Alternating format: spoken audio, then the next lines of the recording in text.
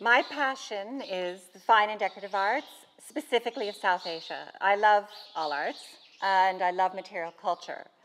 I, of course, got into this mainly from family. I started being trained when I was 6 years old to do connoisseurship in the fine and decorative arts with a focus on the mediums of South Asia. With intense training, with masters within the family and also from outside the family, I got my training in a myriad amount of different mediums. Getting different degrees in fine and decorative arts is important for today's world. I do have different specialized degrees in the fine and decorative art world, mainly smaller institutions coming out of backgrounds similar to my own that also did a focus on the education in fine and decorative arts. For 600 years, my family has, each generation, transferred this knowledge to the next generation. And so I'm at a great advantage since 6 years old to be intensely trained in this world. Today, there's very few people like myself that have been trained this way. So my suggestion would be, if you want to pursue a career or a passion or as collectors or aficionados in this world, you would want to get a combination of education from somebody like myself, as well as formal education in today's university systems. Unfortunately, in the university world today, connoisseurship is almost not taught or even understood any longer. And a balance between connoisseurship and formal education of art history would be necessary. We have a family saying, in my family, that we think is crucially important. It does not matter what something costs. It only matters what it's worth. Any fine collector collects art that they see or know from the source to be of high quality. And eventually, those artworks become very valuable. Much of the contemporary art world today is based around a hype of a particular artist, no longer focusing on the quality of craft, the aesthetic, or the quality control of both the materials and the finished art object.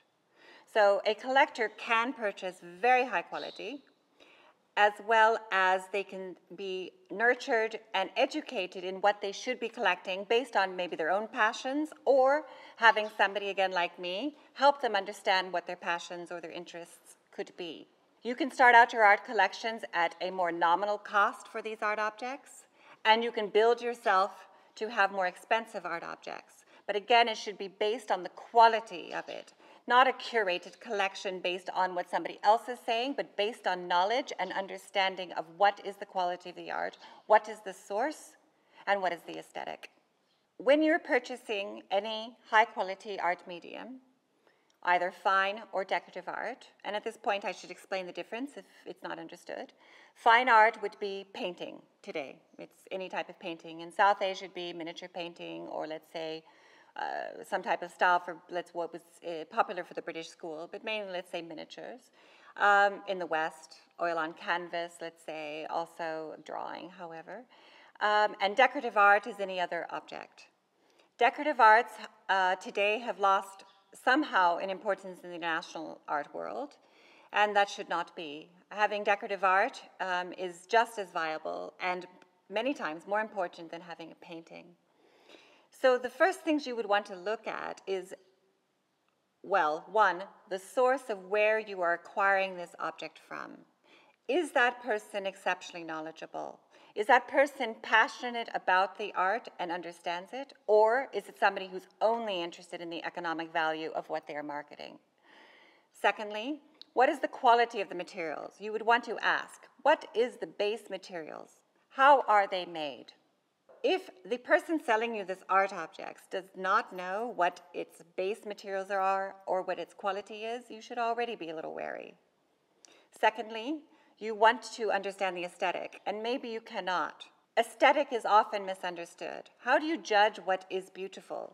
How do you know? Today, many designers, artists, contemporary world at large, they believe that an individual, no matter whom, can say, wow, this is a fantastic art object because whoever created it. No, there are rules to what is quality in art, what is quality in aesthetic, and that will last. If you want art that will become very valuable in later generations or even later in your own generation, it is extremely crucial to make sure you are buying things that have high quality craft, aesthetic, and are presented in a way where those materials are rare. As a Westerner living in India, I do have some advantages because my family for 4 generations has been in South Asia in different regards. My understanding of culture here is better than, let's say, another foreigner showing up. At the same time, the different parts of South Asia that I've lived in are culturally also quite different. The patriarchal society that I'm in is both advantageous and disadvantageous as well. It's often seen that, okay, yes, you are a woman working here, so somehow your knowledge or your abilities are less viable than if you were a man. I take this in stride. I think that if the individual opposite me does not see my intellect, does not see my personality, does not see my pursuit and why I'm doing this for the South Asian arts and art histories and that tradition here, then I don't waste my time or energy worrying about it. What is happening presently in India already happened in the Western world a couple of generations ago, where there was a marketing mechanism for larger pret-a-porter, or companies that means ready-made or ready off the rack, to purchase products that were already made and marketed.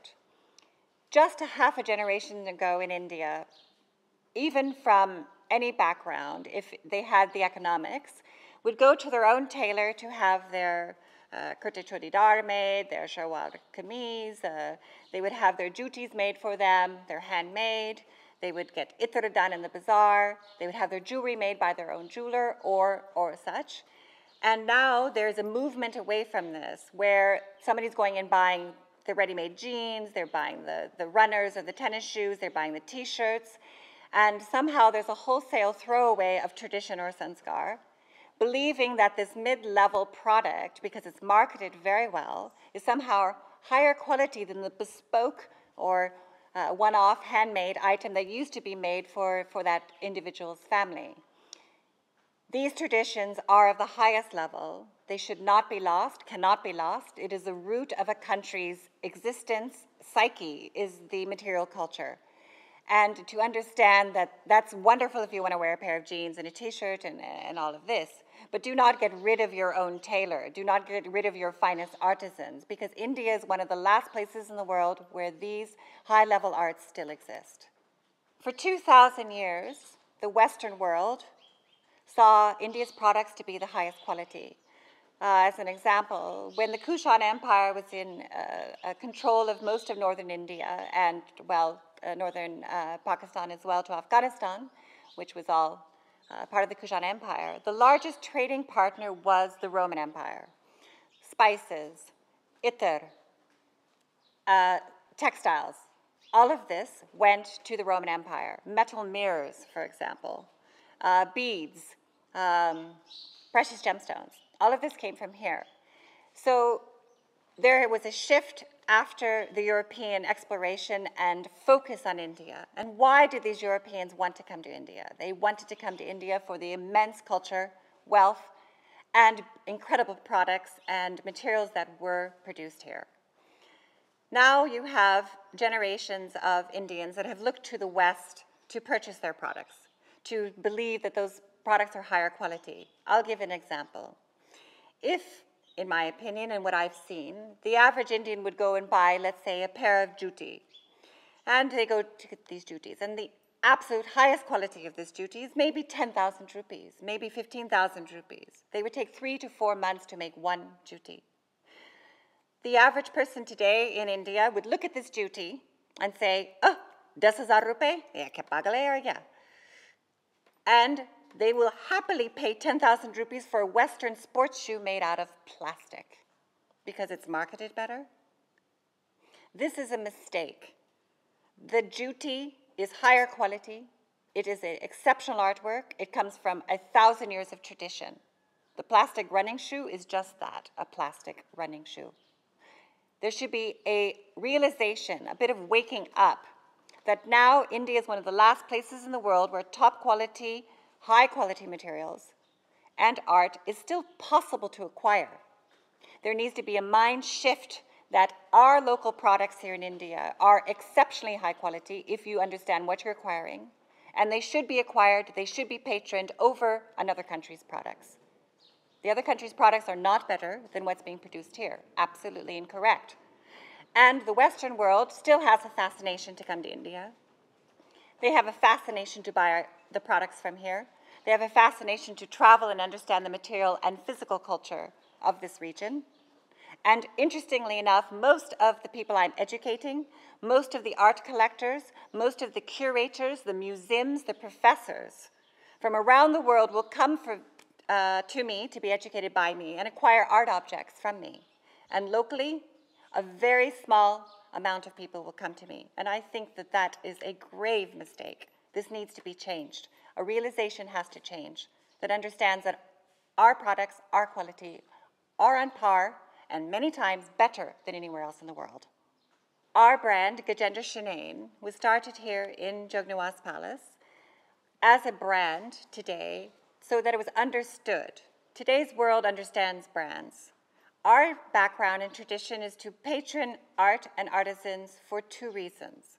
One, of course, for our own pleasure, our own aesthetic, and our own collection, but also to support the artisans and this immense talent that is there. Today's world does not understand that patronage as such, and so we felt very important to establish a brand. Within our brand, historically, you do not have artisans signing materials generally. At different royal courts around the world, you would have sometimes an artist that was identified, but more often than not, it was about creating the most perfect art object. It was not about the ego of an individual. It was the collective to make sure the art that was created, either any material culture, doesn't matter what it was of the highest exceptional level.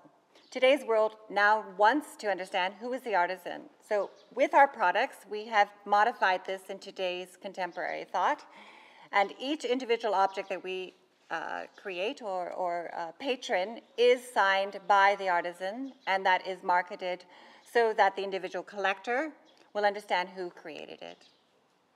I'm often asked by individuals who come to Jog Niwas, what are your interests, what do you do?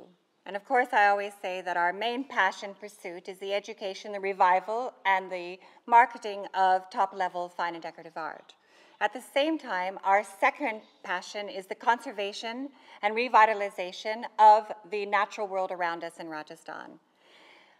Often people say, well, how are they related, wildlife and art? Of course they're related. This type of conservation, either for the arts, for wildlife, for education, thought, intellectualism, are completely related.